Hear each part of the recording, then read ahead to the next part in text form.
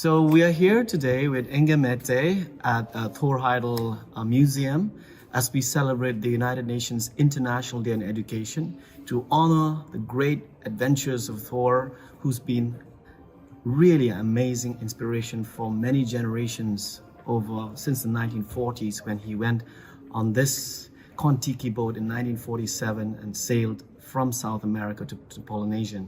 And there are 9 logs, balsa wood logs, that kept this vessel afloat. But we are here also to honor Arne Fjørtoft because he has inspired us to plant 30 million mangrove trees at Thor Heyerdahl Climate Park in the Delta region of Myanmar. He's a real warrior at 85, still fighting for the planet and for his grandchildren.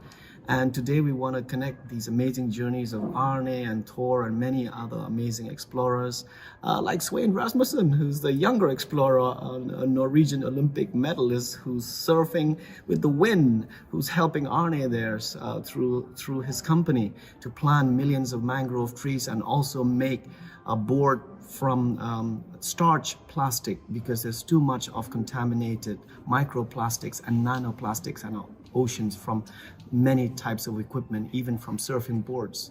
So I want to inspire young people around the world watching us today to do your part in restoring your ecosystems, whether it's mangroves or forests or wetlands or native tree species, wherever you live, and also take care not to contaminate your oceans and your rivers that leads with all the plastic contamination into the seas and the oceans that Thor's been talking about since the early 1940s, 50s, and 60s. So this is Bramley Lindor signing off from Thor Heyerdahl Museum here in Oslo. Tusen takk. So what was unique about the building of both these vessels? The unique thing is the crew. He brought along with him a multi-ethnic, multi-political, diverse crew, which was also multi-religious.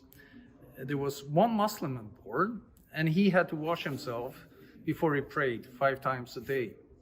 And since they didn't have a lot of fresh water, they asked him, "Can you wash with seawater?" And he said, "Sure, fine." Until one day he scooped it up, and it was like, wow, there's dirty lumps in here. What is this? And that was the oil lumps they discovered, and then they started recording how far it was.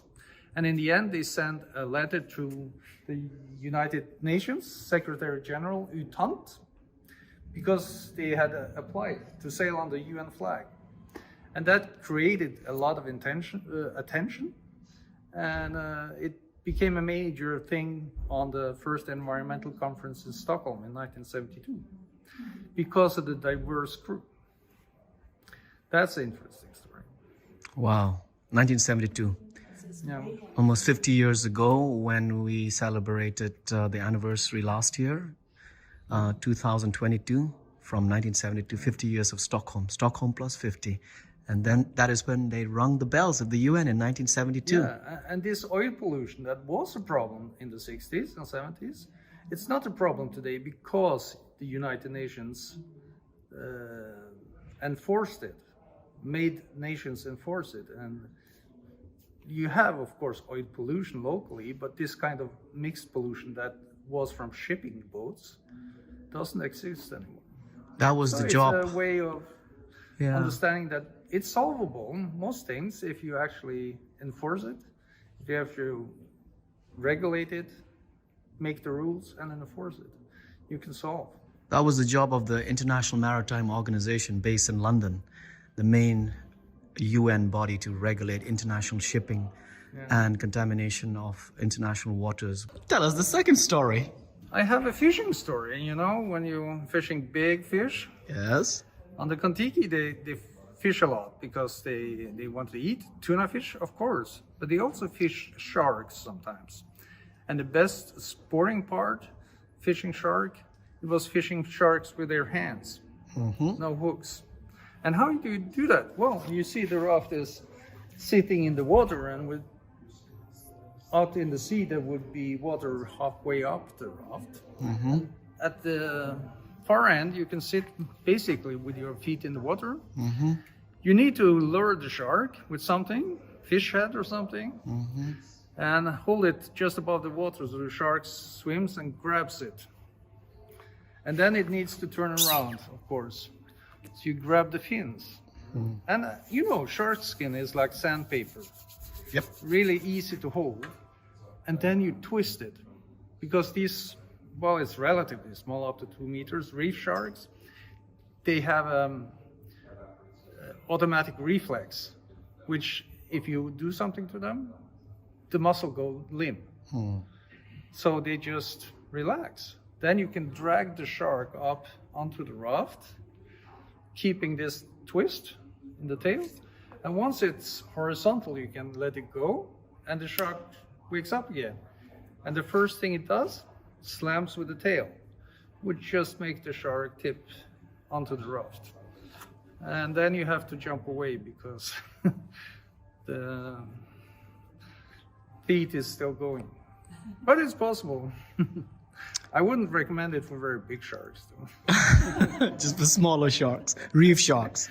Yeah. Wow. So that was the way they fed themselves, catching sharks with bare hands.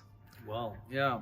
You can eat shark, but you have to put meat in water for 24 hours, I think. Yeah. It's or it wouldn't taste very good. Yep. So tell us about this other piece of art here, Ra, which was sailing through Egypt. Well, this is Ra too, who sailed from Morocco to Barbados in the West Indies. And the beginning was just that, you know, in the 60s, people were discussing would the culture in Mesoamerica have received some contact from the old continent cultures like Egypt, Mesopotamia, or Indus Valley civilization. And then one bright American archaeologist said that, oh, we know the Africans didn't have boats to sail the sea, so there's no way they could have contact. And Heyerdahl had heard this argument before related to Kon-Tiki, and he said they had reed ships, and people said, yeah, but they're small, used on inland waters.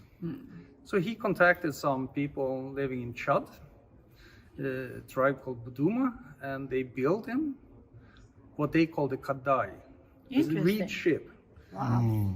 And they sailed, but the construction of the ship wasn't quite properly because, I don't know, it's ancient knowledge.